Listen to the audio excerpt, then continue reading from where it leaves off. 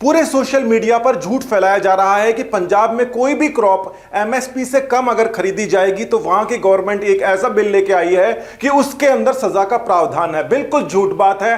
असली बात क्या है, असली बिल के अंदर क्या लिखा गया है और क्या उससे फायदा होगा, किसको फायदा होगा, यह अभी आपको पता पड़ जाएगा जब आप असली बिल देखेंगे। देखिए, इस बिल के बारे में बड़ी सारी भ्रांतियां फैलाई जा रही है कि यह वाला जो बिल है इसके अंदर वो सभी प्रावधान है जिसके बारे में चर्चा चल रही है। इसी बिल के अंदर कहा जा रहा है कि एमएसपी के नीचे अगर किसी ने कोई सी भी क्रॉप अगर खरीदी तो वो उसको जेल हो सकती है। यह बिल्कुल गलत बात है। पंजाब के इस एक्ट को समझ लेते हैं जिसको कहते हैं farmers empowerment and protection agreement on price assurance and farm services. और ये स्पेशल प्रोविजंस हैं जो पंजाब के अमेंडमेंट किया गया है 2020 के अंदर। और यह बात बिल्कुल सच है कि यह केवल और केवल पंजाब के अंदर और पूरे के पूरे पंजाब के अंदर एप्लीकेबल होगा। अब सबसे पहले सवाल का जवाब, क्या एमएसपी के अंदर आने वाली सभी फसलों के बारे में यहां पे लिखा गया है या नहीं लिखा गया, या कितनी फसलों के बारे में लिखा गया है? तो यहां पर मिनिमम सपोर्ट प्राइस के बारे में लिखा गया है और लिखा है कि कोई भी सेल या परचेज वीट और पैडी,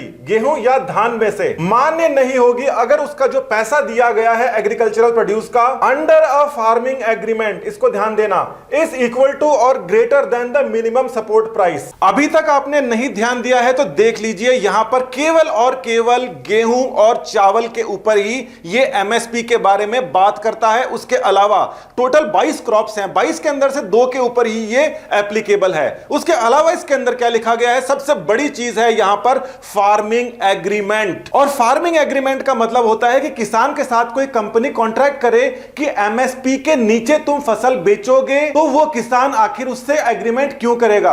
मतलब स्टेट के अंदर एमएसपी के ऊपर पहले से ही चल रहा है, एमएसपी खत्म नहीं हुई है। उसके बाद में अगर कोई कंपनी आके किसान को यह बोलती है कि तू हमारे से एग्रीमेंट कर ले कि तेरी जो फसल की पैदावार होगी वो 100 रुपए जो एमएसपी है उसकी जगह हम 50 रुपए में खरीदेंगे, तो किसान क्यों करेगा? मतलब किसान को उस एग्रीमेंट के अंदर जाने की जरूरत ही क्या है? तो इसके अंदर नया क्या है? और जब गेहूं और चावल की बात हो रही है तो 22 क्रॉप्स के अंदर से बाकी 20 क्रॉप्स का क्या हुआ? मतलब किसानों को इससे डायरेक्टली फायदा होता दिख नहीं रहा। और इसके अंदर एक ऐसी सिचुएशन के बारे में डिस्कशन किया गया है कि किसान को पता होते हुए भी कि मंडी के अंदर एमएसपी ज्यादा है, फिर भी वो किसी कंपनी के साथ में कम एमएसपी के ऊपर एग्रीमेंट नहीं कर सकता, तो किसान वैसे भी नहीं करने वाला। अब देखिए, किसानों का तो आपने समझ लिया, अब ये आड़तियों का यानी कि जो लेवी फीस है इसको जो पहले सेंट्रल गवर्नमेंट ने जीरो कर दिया था, यानी कि हटा दिया था, जो भी मंडी के बाहर कोई खरीद होता है उसको खत्म कर दिया गया था ताकि किसान को फायदा हो।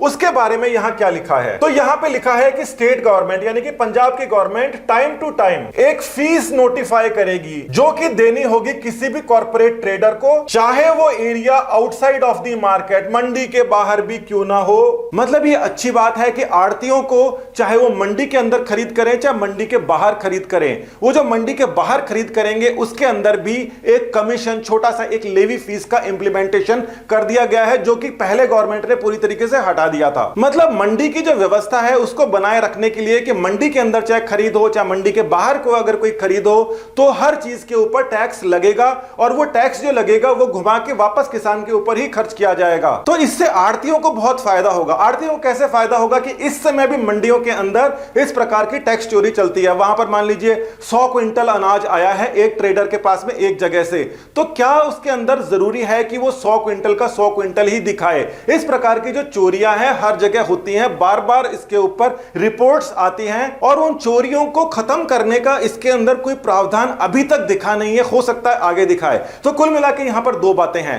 किसान को, पंजाब का जो किसान है, केवल राइस और व्हीट इन दोनों के ऊपर एमएसपी से नीचे अगर कोई कॉन्ट्रैक्ट फार्मिंग करता है, सीधा खरीदता नहीं है, कॉन्ट्रैक्ट फार्मिंग करता है, तो वो कॉन्ट्रैक्ट नहीं कर सकता। बाकी 20 क्रॉप्स का कोई लेना देना नहीं है। आपको क्या लगता है, अभी तक जो आपको जानकारी थी, क्या वो ये सही जानकारी थी कि पंजाब के अंदर क्या बिल आया है और उसको किस प्रकार से फैलाया जा रहा है? सही चीजों के बारे में जानकारी रखें, किसी का पक्ष और विपक्ष छोड़िए, पक्ष केवल देश का, किसानों का और जवानों का। बहुत बहुत धन्यवाद। नमस्कार, जय हिंद।